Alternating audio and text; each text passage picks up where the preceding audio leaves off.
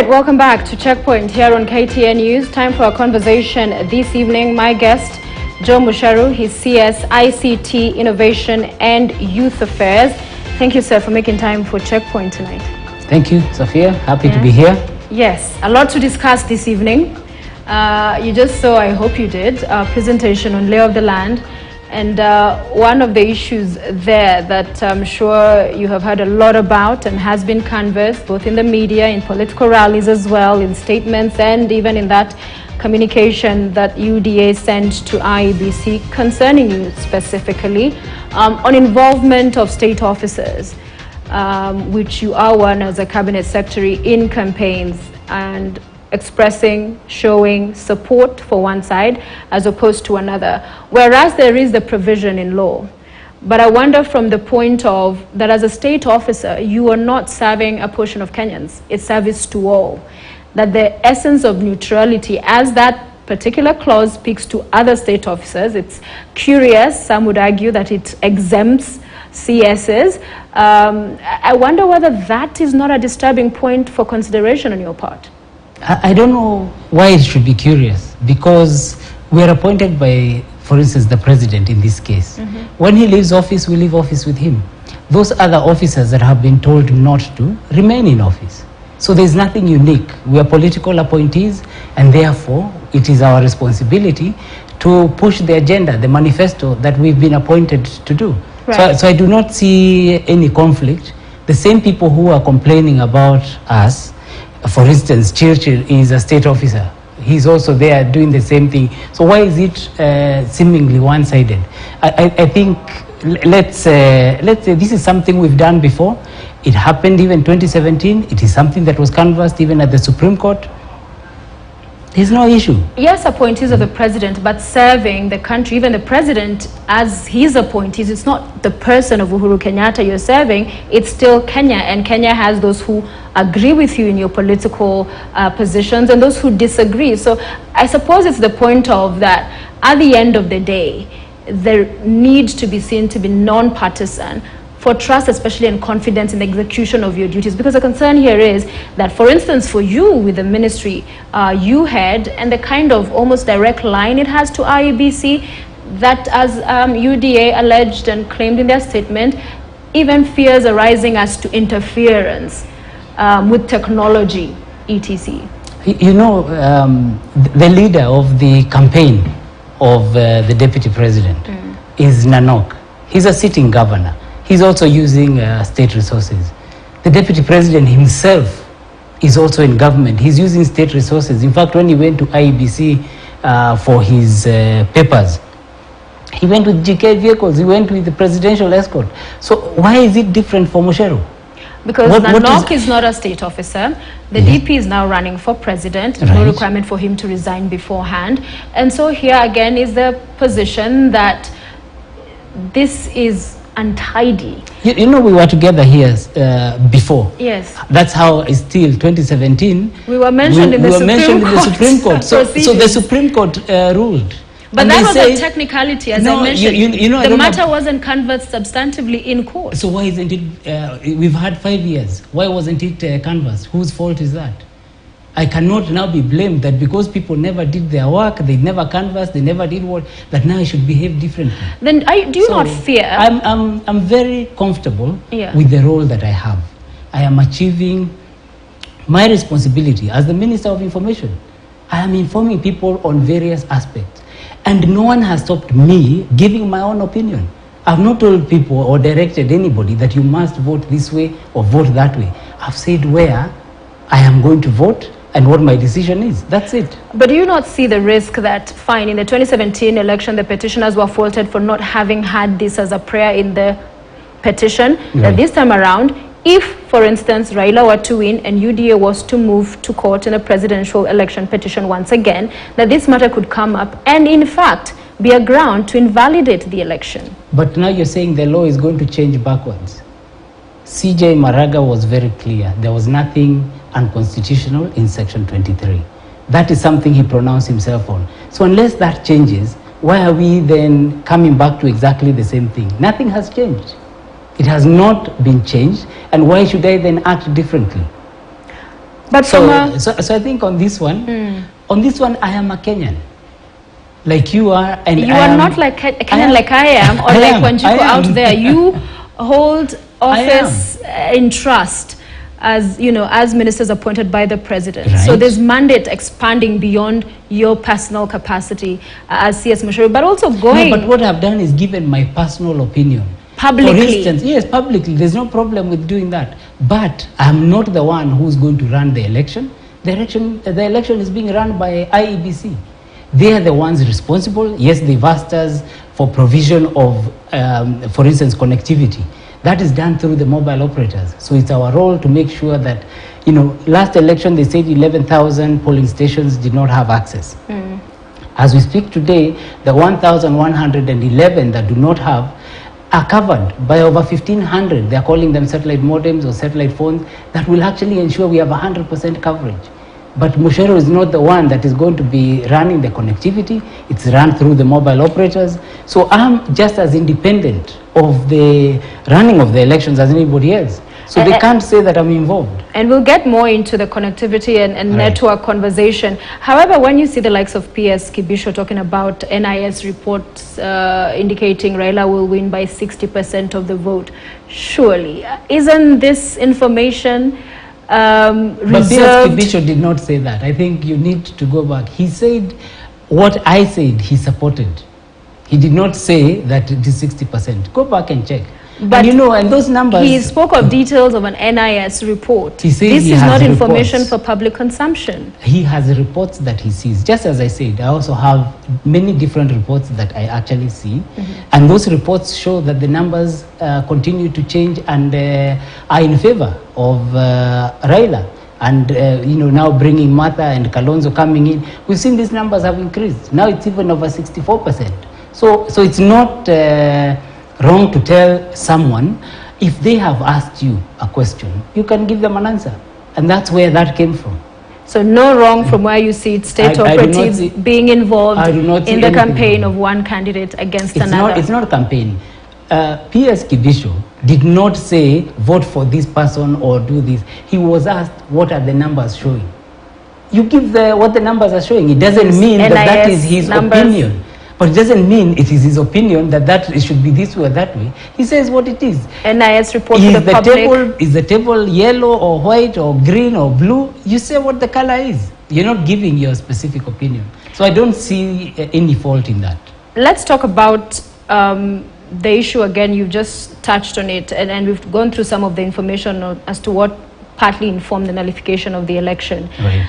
And I wonder whether from where you see it, you're satisfied going by the issues that informed 2017 presidential election petition, especially to the extent of technology, that we are all good going into August.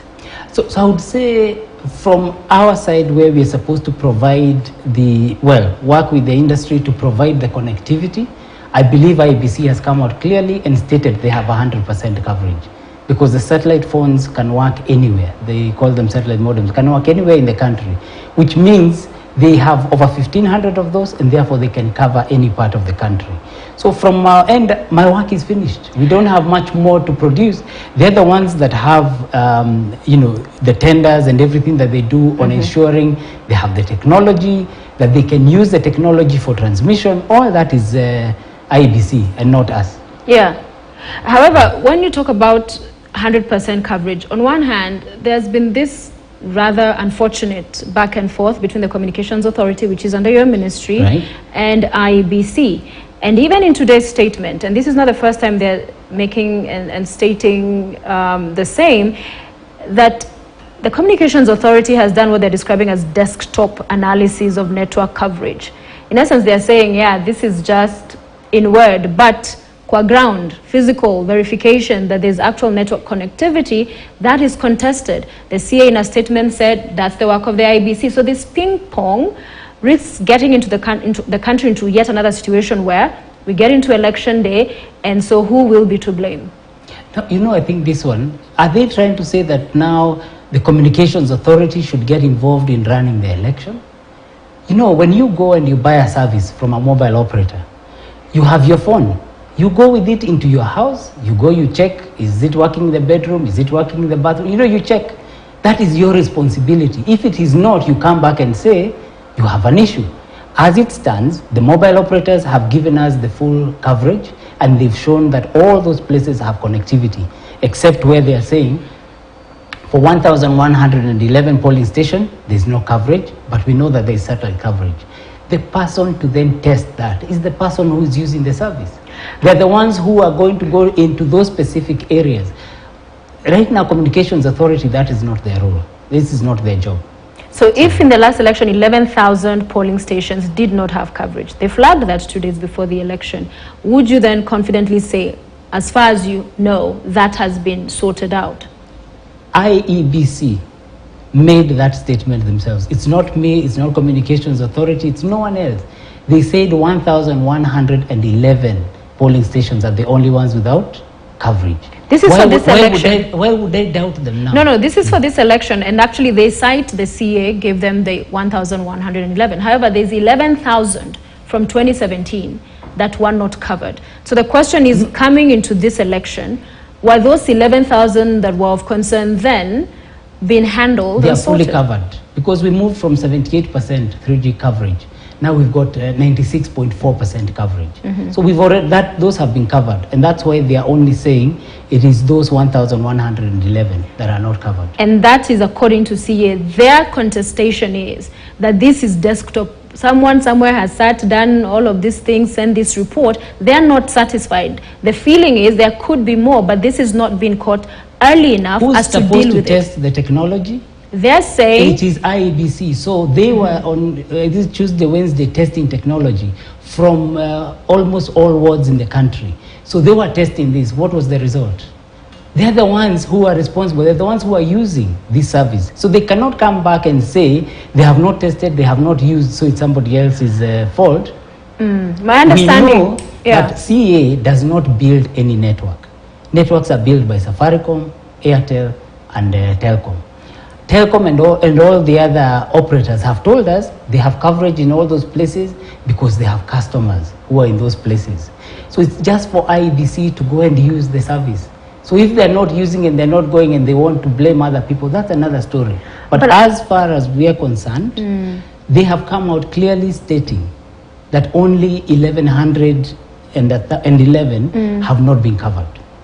Yet from where they sit, it would appear that their contestation, again, their issue here is that they have no network of themselves, that they're hoping the ministry would be able to help, and Communications Authority in specific, to ensure that all of these areas are covered, not to do their work, but to facilitate. We're not going into too much detail. They even refused for us to work with them in the joint committee, which was chaired by the Chief Justice, so that we can look at all these responsibilities. They said they were independent. They are independent. They are running the election. Let them not try and point fingers at us. They should go and do their work, and we have delivered to them what they asked for. Just as Treasury has given them the money they required, Ministry of Education has provided the classrooms that they require. They've asked everybody for the things they need, but their job is to run the election. They should be focusing on that. We're 57 days to the election. They should not be focusing on CA and the Ministry of ICT. They should be running the election. They're asking for help. What help are they asking for? There's connectivity. It's for them to physically verify. It's for them to go and check. We are not in their polling station. So that's your position, yeah. That is our position. It's for them to go to the polling stations because they're their polling station. They have their officers in those polling stations. Why would you ask now Safaricom to come and verify whether you have network in your house when you already have your phone? Check and see. They have the kits, they have the SIM cards, they do their work. So then, from where now they're going to then start saying we're the ones who came to the polling station, we're doing it. No. Kazi ni yao. Wafanye kazi yao, sisi tumefanya yetu. So then this committee that, again, just did not take off following the... It took off without IEBC. The rest of us sat and we did all the preparations that we need. The Chief Justice required connectivity in many of the courtrooms. There are many things that were asked for. NCIC wanted to know how we work on social media to make sure we are managing media, we're doing all those things we did.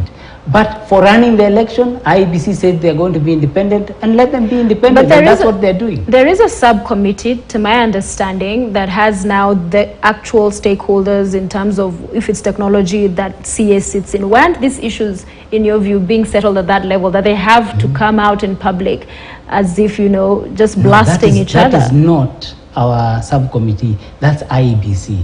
So but you sit in it, CA sits in it. I don't sit there. I have no responsibility in those subcommittees. The communications authority or a representative? They ask for people yes, who don't report now back to us, they report to IEBC. The same way when the police are given out to IEBC, they report to IEBC. Protect this one, protect that one, and they get their instructions from IEBC. So those officers are taking instructions from IEBC. Otherwise, where is this independent election we're talking about if Mucheru is still got officers in there? That is not true. So you will look and face Kenyans tonight and tell them what percentage of the country is covered, that we have 3G, 4G connectivity, and there will be no issues from where you sit? Because you're saying you... No. So I've not said there will be no issues. Okay. At Bomas, IEBC had everything. The networks are there, even close to 5G. But they still had their own technical challenges. It's not our responsibility. What I'm saying is that as a country, the locations they gave us, we have coverage for all those locations except for 1,111. Yeah. And of those, there is 1,500 modems, satellite modems, that they can actually use. So me, I can rest and sleep easy, knowing that the rest is now for IEBC to conduct this election without interference from government. They have their independence. So if then 5G at Bomas, you're saying there were challenges, then clearly we're in for some crazy times ahead in August, because then there's more that meets the eye on this one. That is not mine to say. As I've said, IEBC are running the election. We're not involved. Sophia, we are not involved in running the election. People are trying to point fingers at government. We are not. We have provided them all the things they've asked for, so they should just go ahead and run the election. But what do you think is the problem here? I have not seen a problem. They have not said there's a problem, have they? If even IEBC have not said there's a problem, so why would I say there's a problem? Well, they're saying, and they have said they are okay. So this is the thing. Yes. You have from the last week, there are certain proposed amendments they made to Bunge, Parliament. Those were thrown out, and they argued some of that was to help cure the problems witnessed in 2017. So I just want, again, because it was that as a commission, they're supposed to transmit the results electronically, and so they were looking for a complementary system and that kind of latitude within law. There were issues of lateness, is what Parliament said. They said there was no public participation, and that the drafting even of these amendments were not done well or in adherence to law. So going into this election with all of these questions, and this is part of what you're seeing even the political players raise, is it Parliament that on this one dropped the ball in helping IEBC cure 2017 issues? Is it IEBC that perhaps is all over the place, not being clear about really what needs to be done? Or maybe, I suppose you will not agree, as a ministry there is more, or CA that could be done? I will not even comment on it, because for me, our responsibility has been to get jobs for young people or Nigeria. We've been working on the connectivity, all the things we've been doing. There are those who are responsible for laws, and IEBC has been working on this. They've had 5 years to work with Parliament on these issues. Those people making complaints against us are also, in Parliament. So they should have solved these issues for them. And I really don't feel that I should be commenting on an area where I'm not an expert. Mine is on the technology side and the things we're doing in the ministry. But as an observer and one in the know, especially to that extent of technology, do you fear, from where you sit, that we risk getting into a repeat of 2017 with another annulment, going by what the Supreme Court raised and was very clear and specific about, that at the time IEBC was announcing the presidential election result, they were yet to receive Form 34As from 11,000 polling stations. Right now, there's all of that uncertainty around where exactly is covered. But do you fear that we could lead and end up rather to the same situation? I think Kenyans, we always last minute on very many things. whether it's registration, whatever it is, we tend to be last minute. So maybe there could be challenges we are seeing here, but maybe IEBC will actually resolve this because they know what the problems are. 2017, they didn't have the list of the issues from the Supreme Court. They didn't know what they had to deal with. Today they know. And therefore, I believe because they have people there, maybe competent, they will be able to solve that. Me, I'm an optimist. So I am hopeful that they will be able to resolve those issues and we can have a smooth and good transition and we move to the next government. Yeah, but their critics would argue coming late in the day to Parliament to make changes that were announced in 2017 in terms of issues raised. Again, for the optimist that you say you are, surely this must be one of those glaring areas. IEBC on their part argue Parliament sat on this. And remember, Parliament, these are part of the players that, whether it's Raila Odinga has his supporters in there, whether it's William Ruto and others, these are the people. So it goes and raises concern around who is looking to ensure this thing works and works well. These are the players. These are the people who are actually going to be adjudicated by IEBC. They're the ones who are going to be running, and I believe they're the ones who are seeking, all these elective positions. So if anybody should know what is the right thing to do, it will be Parliament, so that they make sure they have an election that is not annulled. So I have confidence that as Kenyans, this is something that they can solve. If it doesn't happen, then, that's another area that we have to go to. But unfortunately, not being responsible and not an expert in the legal side, and especially you don't care? Not I don't care. I cannot make comments or assure Kenyans about something that I'm not responsible for. That's the reason. Obviously, I care about the future of the country and that we do have a proper election. I am optimistic that we can. To have electronic transmission of elections mandatory and in our law, do you think we perhaps went ahead of our time, seeing the issues we've had in the past, and that even in this amendments, IEBC was seeking leeway to have a backup, have a complementary system that gives them latitude in the event we see the kind of failures witnessed? No, I think even 2017, the systems worked very well. So I can't say that it was a mistake to actually say that we use technology. At the same time, we send trillions of shillings, using our mobiles and using technology across the country. As Kenya, we're actually very ahead as far as technology is concerned. So I don't think we were ahead in terms of saying that this is the direction we must go. It's really how it is implemented and whether there's too much politics in it or not. But at the moment, I think we wait and see. Everyone knows what the rules are, what the goalposts are, and if they can actually meet those, I think we'll see a good election. But is it wisdom to have a complementary system in your view? It always is. Always is. But what they are saying, in my understanding, is that there's not going to be data transmitted. It's going to be images that are being transmitted. Right. So the images are electronically transmitted, and then there are physical forms that will be taken physically. So those are complementary systems. I think it's how you define those. And in the letter, in their response to Azimio and the concerns they'd raised, they repeat in that statement several times, I think 3 or 4 times, budgetary constraints and if funds are availed. And also in respect of the modems, which you say they will have. But this is a commission that is appearing to be sitting back. There's all of these balls up in the air. And as to how to handle and deal with the various challenges they're facing, again, problematic. I remember, I think it was 2 years ago in 2020, where there was a circular from Treasury around your ministry, being in charge of whether it's procurement issues around technology for even the commission. But that was set aside. Or is it something still for the commission, whether it is broadcasting, whether it is, all the areas where we are involved as a ministry, we have officially allowed them to do that independently. So we don't procure. We've never procured for IEBC these services unless they come and say we would like to use XYZ.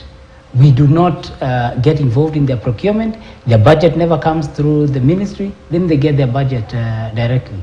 So then Parliament here, because these are needs that the commission has submitted, again, this is your view on it, has submitted to Parliament in the past, whether it's the complementary system and others, that despite what they seem to do, it appears they're some underlying scuttle type of efforts underway as well?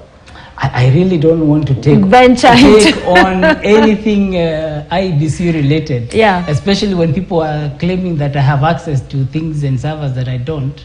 I want to make sure that the people responsible should be able to come and answer those questions to Kenyans and explain to Kenyans carefully where they are and how prepared they are. I think if you saw IBC in their presentation in Bomas, they never said that there was any issue. They told people that they are okay. So let's wait and see. But I don't want that we take responsibility for something where they have said they are totally independent and they are going to run this for themselves. Whether they can do it or not, I said I'm an optimist, but the reality is going to come out. If you were to offer a piece of advice to the extent of technology going into this election, yes, they are independent, but what would that be? What is the one thing you would say from your experience, from what you know with our systems, technology, and all of these other facets? What would that piece of advice be? I think because I don't know what the issues are, where they've reached. From the face of it, you're reading, you watch news, you follow but they hide all that, they give they're supposed to be transparent. In terms of what they need or what they require, they say that is their own area. And really, to me, I'm sure they will not come and raise and give me, this is what we need and so on. I would just say they listen to the expert advice that they get. But more importantly, they just focus on delivering. I think they have 57 days. It's a very short time. They really must work very hard. Obviously, they missed the deadline on the voter register. That is itself a concern. But, let me not take any responsibility for IBC. No piece of advice whatsoever. Not to IBC because of their independence. People might say that advice is what led to this.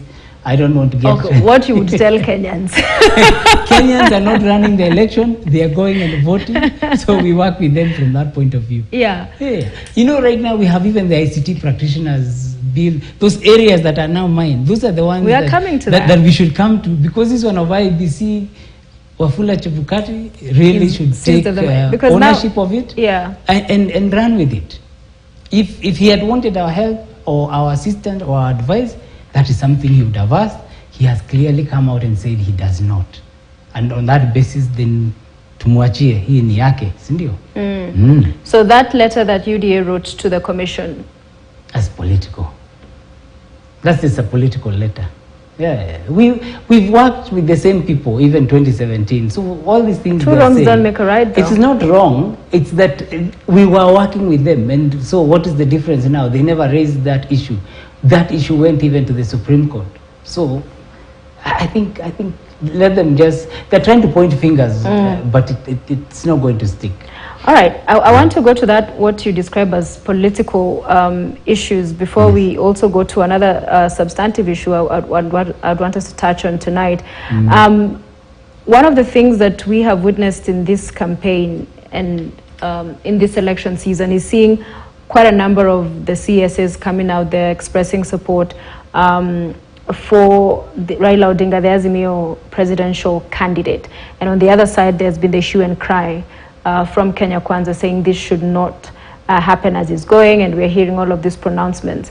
So when you have the deputy president, just recently afterwards, a 2-year period of time, the cabinet had not sat physically, in person session. Full cabinet. Full cabinet. All right, yes. Thanks for the clarification. So coming together, I'm just wondering, when you have this kind of sessions with all of this political, for the president, the deputy, the bad blood is clear for all to see. That has been so bad that they cannot even sit together on the same table during a national prayer breakfast. And I know you cannot speak to the details of cabinet, but I'm just wondering, and many would wonder, how these kind of sessions then fare. How do you get to then discuss, talk matters concerning the country in such a session? So I think the good thing about those in cabinet is that people have been fairly respectful.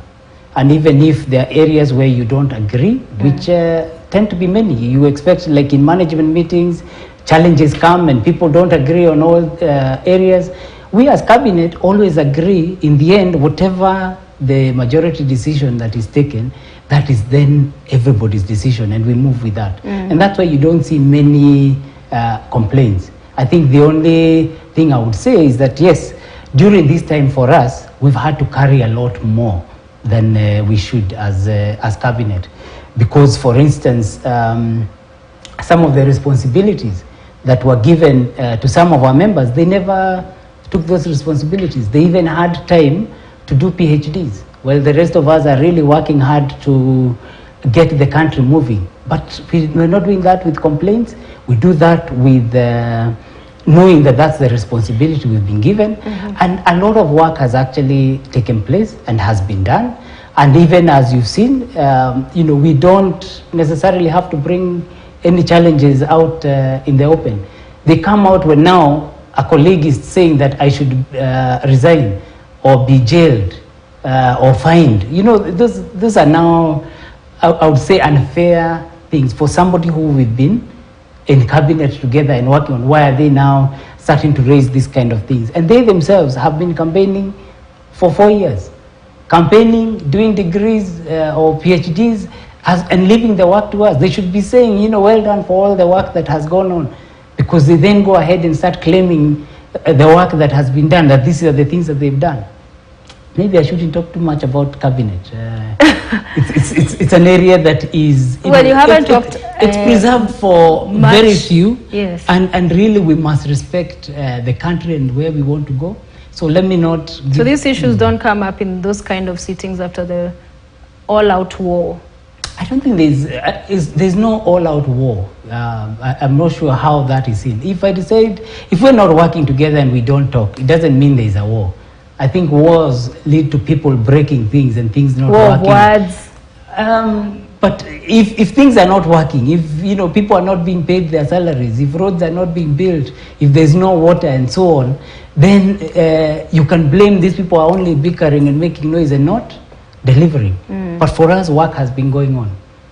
But what is this thing that broke the camel's back with the president and his deputy? I mean, Kenyans look at 2013, bromance, matching shirts, rolled up sleeves, ties and all that, sharing cabinet.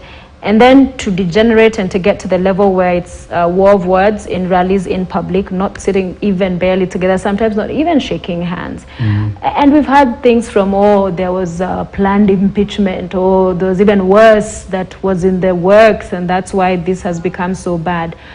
What light can you shed to?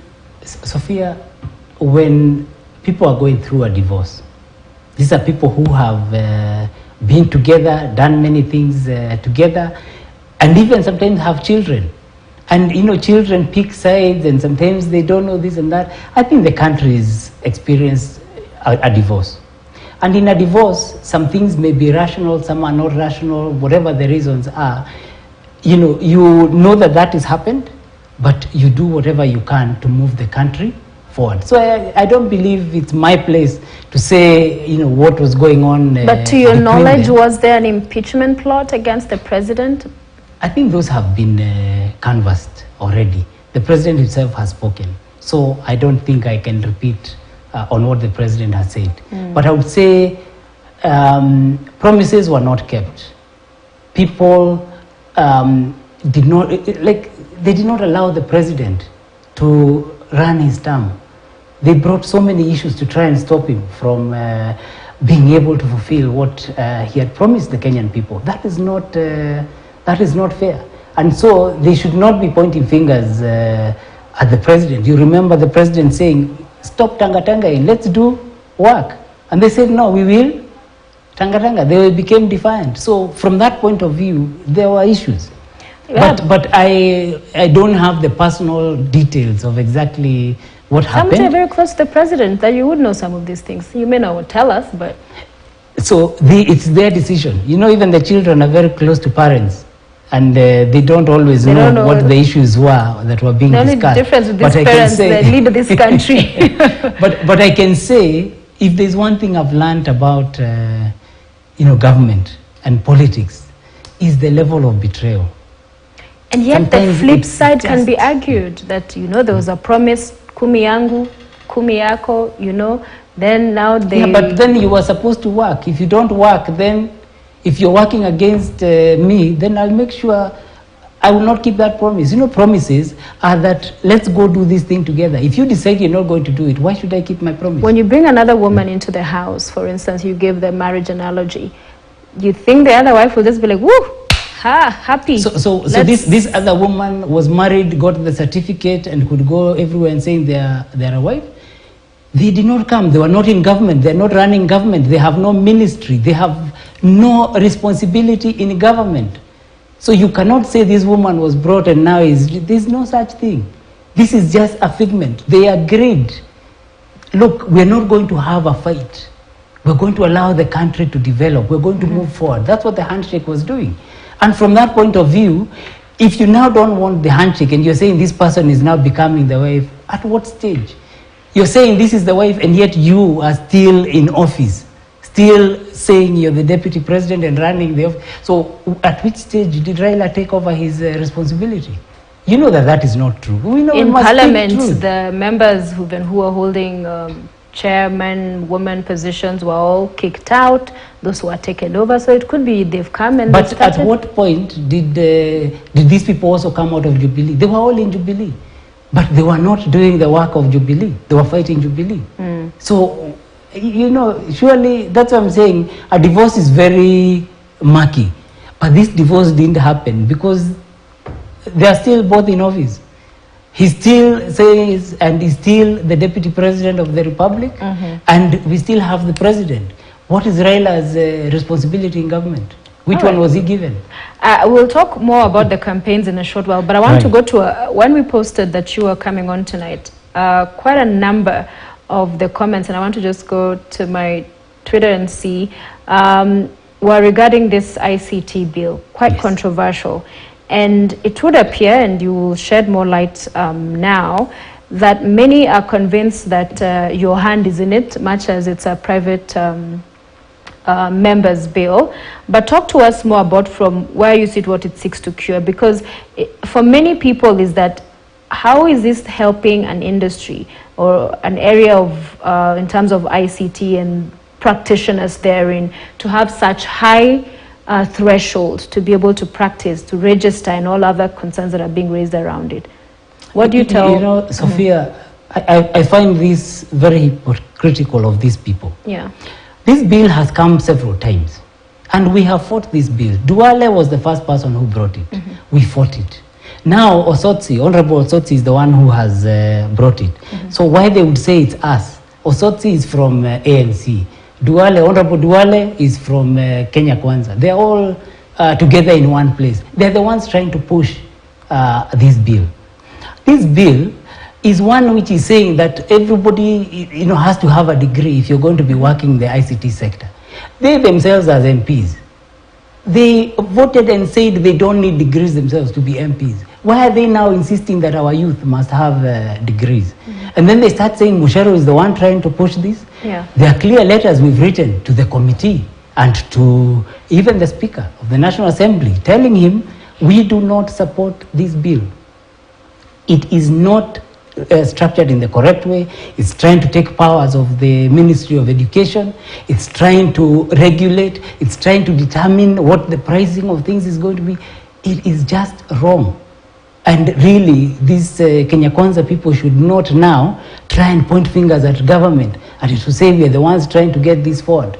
We have fought and fought and fought. And yes, they are clever in how they are trying to pass it through Parliament, but hopefully we'll have the last word on this one. So this is something, if it does end up on the president's table, that you would advise against his appending his signature? I would advise against that, for sure. First of all, this is trying to say that 11 members, 11 people, you know, this, if truth be told, there are some people who have paid these people money. They spoke with some of the, you know, the diplomats went to tell them actually this thing is not right. And they were insisting on being paid money so that they can actually kill this bill. Ridiculous situations. Now they're trying to stop the growth that we're seeing within our country so that they can tax even our young people. so that anybody, any business, any foreign investment that is coming in has to go through this committee. And if you check the way they've structured it in the bill, it's just a few individuals who are going to try and set this thing up to create this problem. So what is their for us. motivation? Money. They want to control the industry. They want to be the ones that now you have to go get licenses from them. And if they don't give you a license, then you have to talk to them. Is this corruption that we just must get rid of? And that's what they're trying to do here. It's ridiculous. And to purport that I am supporting it, and I even tweeted and said this is something we've opposed. And people, they promised me they would not push this forward. And then at midnight somewhere they're trying to go and pass it. I'm glad at least we have a last option where we can actually stop it once and for all. All right, so we'll wait to see how that plays out. Yeah. So we've been, of course, it's 57 days to the election. We've seen the campaigns. Martha Karua today was in Rift Valley, and the others campaigning around. But again, in the lead up to even the president coming out rightly and endorsing Raila Odinga, talk within Jubilee was the president will hit the ground running to campaign for the Azimio flag bearer. We're yet to see that. And yet he was front and center, especially when things were a bit slippery, not quite clear. Kalonzo leaving, coming, and putting together this Azimio One Kenya team. He was there, patron or chairman, but then he has completely retreated. So will we not see the president going out to campaign? So I cannot speak for the president. Yes, but non-Kenya politics, you're well versed. But at the moment, Kenyans also, people play a lot of games. So the president has said what his choice is and what direction that he would want the country to go.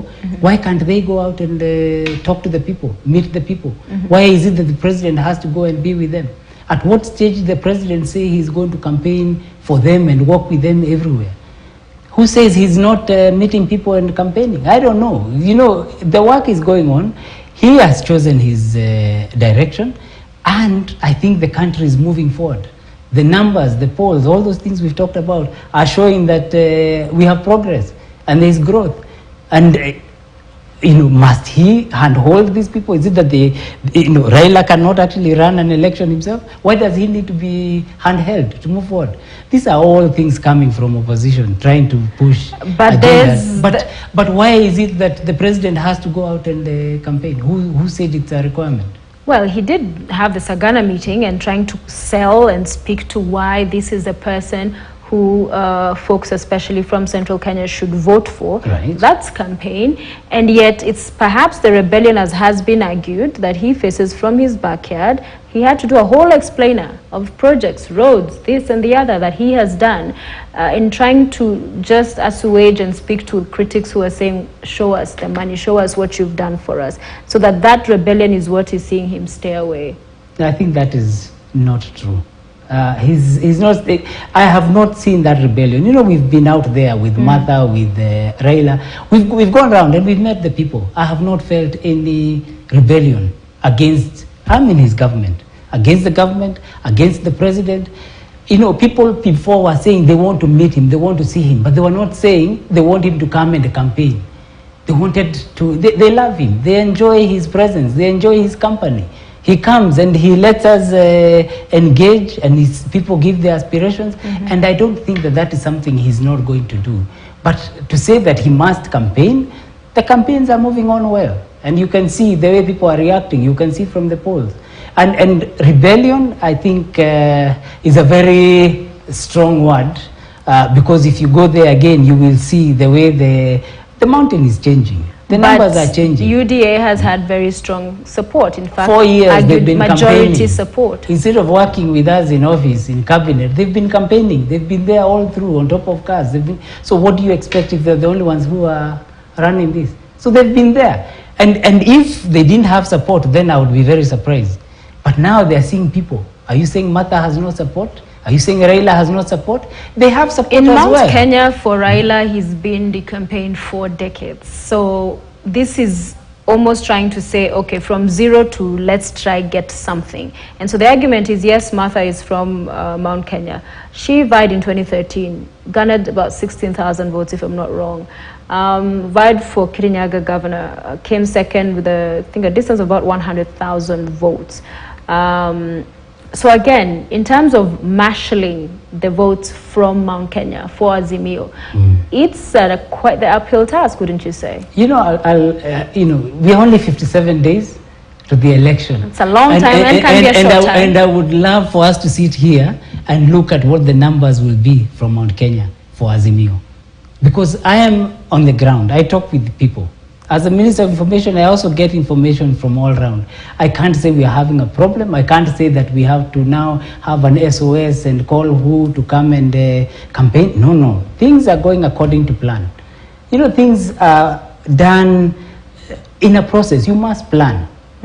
The President said this thing is, it's not a sprint. You know, you don't start so early and now start hoping that you will compete with everybody. Now is when Baba and the Azimio team are beginning their process. So give it time and see what the results will be, and then let's make judgment. Because but at this stage, I think judgments that are being made are, in my view, premature. When did they get their certificates to run?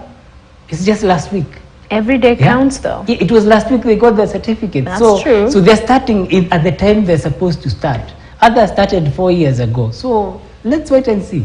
I'm confident that what percentage are you thinking changing. Would sway to Raila's side from Mount Kenya? From Mount Kenya? I believe you're going to see 50-50 in Mount Kenya.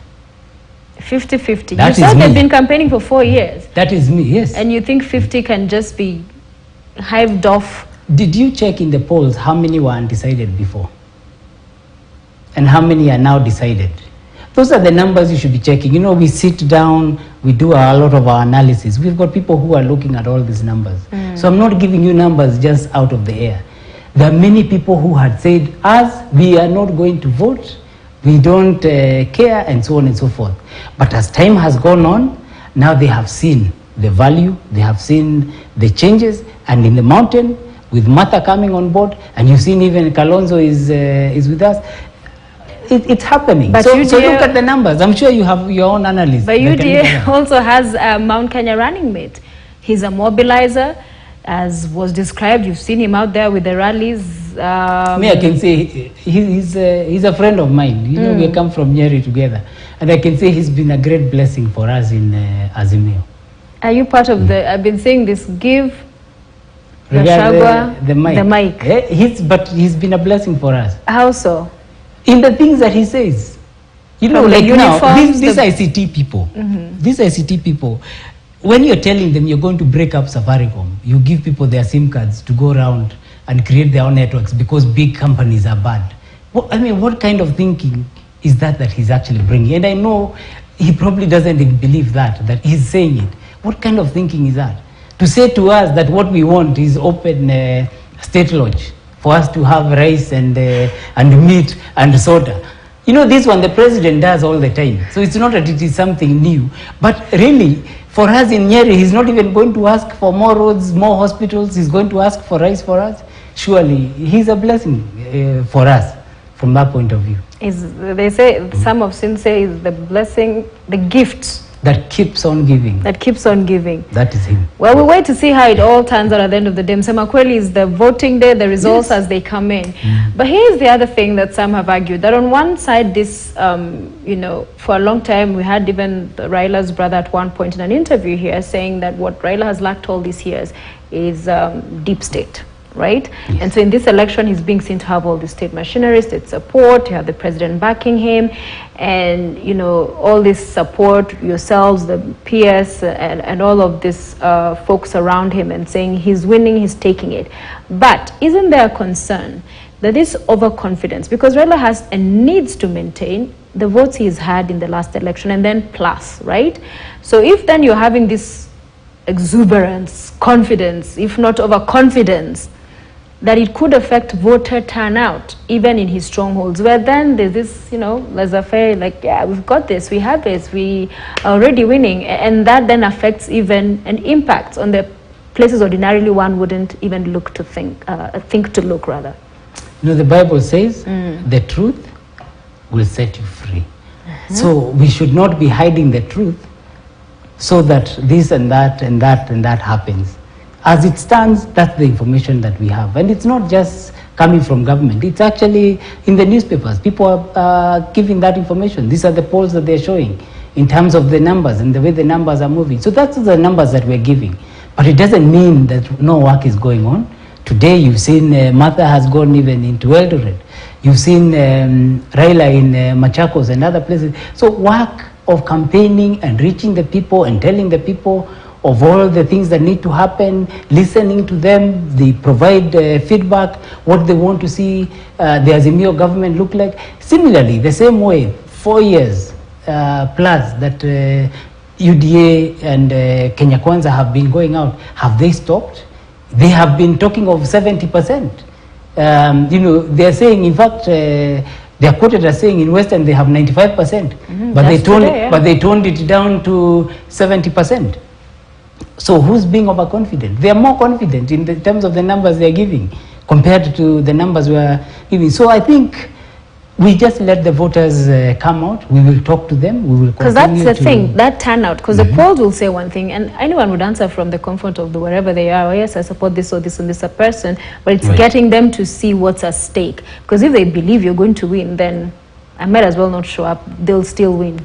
We wait and see. I think people are a lot wiser. Kenyans are wise. And in all elections, people have talked about some of these challenges. But people came out. They all came out. And you saw even some people saying we should even allow prisoners to come out and vote. This is the gift that will continue to give us, you know, that they should be released. Although, you know, voters, the prisoners are allowed to vote also. Vote within, so they don't have to be released. But I would say, you saw 2017, people came out, and I don't expect it's going to be different now. Yeah, what was called Kumera and Duraku, whatever. But, you know, when you had, if you were listening to the campaigns today, and part of what they were saying is, and you have dismissed the whole rebellion against the president, but if you look across board from MCAs to MPs, women rep, governor, senator, all of the president's county have all moved to UDA. That surely there must be something that even the president in his own backyard, all of these people have moved. Are you saying Jubilee has no candidates? It does have candidates, and you know, in our mountain region, you will be lucky to come back. You know, usually over 80% of the people are sent home. So the people who are being sent home are trying to find another home elsewhere. The president, when you know, he was dealing with BBI, everybody was saying he has zero support. And he went and met his people. The MCAs voted for him. They voted for promised BBI. car grants. And?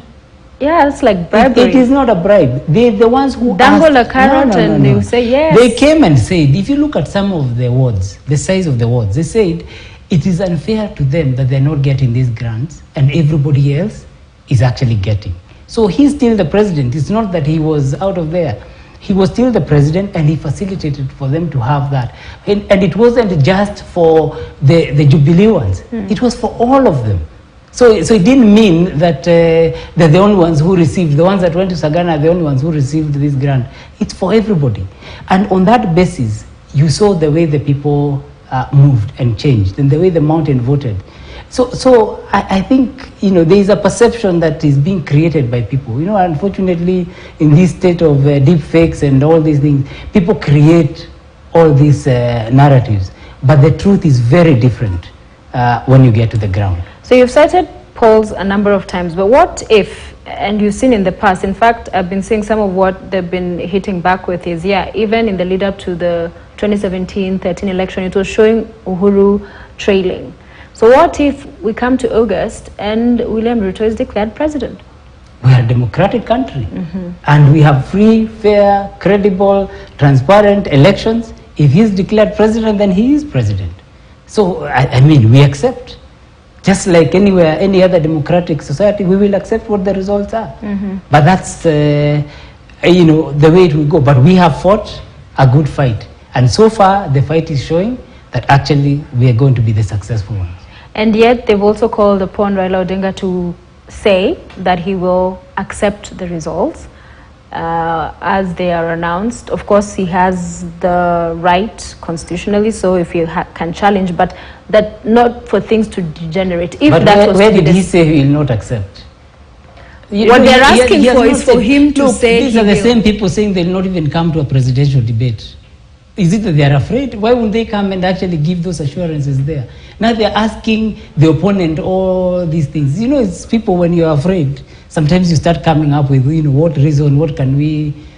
Why are they focusing on him? They should do their campaigns. They should focus on their campaigns. Has anybody asked them to accept the result? But what is so difficult about Raila just saying it? Yeah, but why must he say it now? Who has said that because they have said it, he must copy them? They have their own plan that they've been doing for 4 years. Maybe in their plans, because the 4 years have now come, they were supposed to make the announcement then. Raila is just starting now, and nobody has asked him those questions. And, you know, he will come out and he will talk.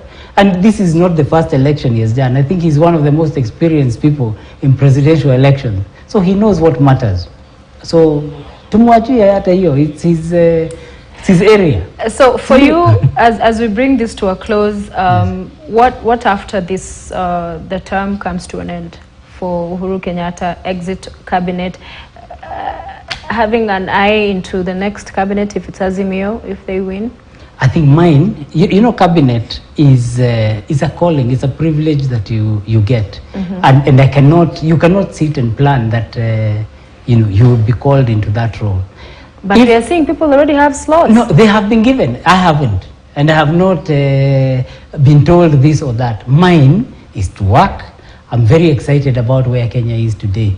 And especially in our sector, the ICT sector, without this ICT practitioners bill, I believe we'll be able to see unicorns, you know, big businesses being built and running. You know, I have friends who were left, let's say 5 years ago, who started businesses. Now those businesses are worth about 50 billion, 50 billion shillings, $50 million, 5 billion shillings, and, you know, growing. We want them to get to $1 billion. So I want to go back and experience that area. It's been great and a great experience, and I thank His Excellency the President for having given me a chance to be in this ministry throughout the 2 terms. Added me film, added me youth, you know, it's just been quite enlightening, eye-opening. I've learned a lot, and I think that can also be very useful in private sector. I'm looking for that, and we'll see. All right. Yeah. Thank you, Waziri, for joining us. We will, as you said, wait to see how the election pans out. It's, 57 days to go. A lot of hitting of ground by the various candidates. And Msema Kweli will be that ballot and the counting and all of that, and we'll finally see the winner. And whatever the outcome, I hope we'll have this discussion so that we can discuss. This is what you said, and this is the outcome. This is what I asked, and this is what you said, and this is the outcome. Fair enough. We shall. We shall. Thank you very much. CS ICT Innovation and Youth Affairs, Joe Mucheru, with us here on Checkpoint tonight, saying it as he sees it. And we thank you for staying with us. We want to bring you one other story before we get into our sports news this evening, where Deputy President William Ruto will, in the next 2 weeks, launch his campaign manifesto in a move expected to counter his main rival, former Prime Minister Raila Odinga's campaign pledges.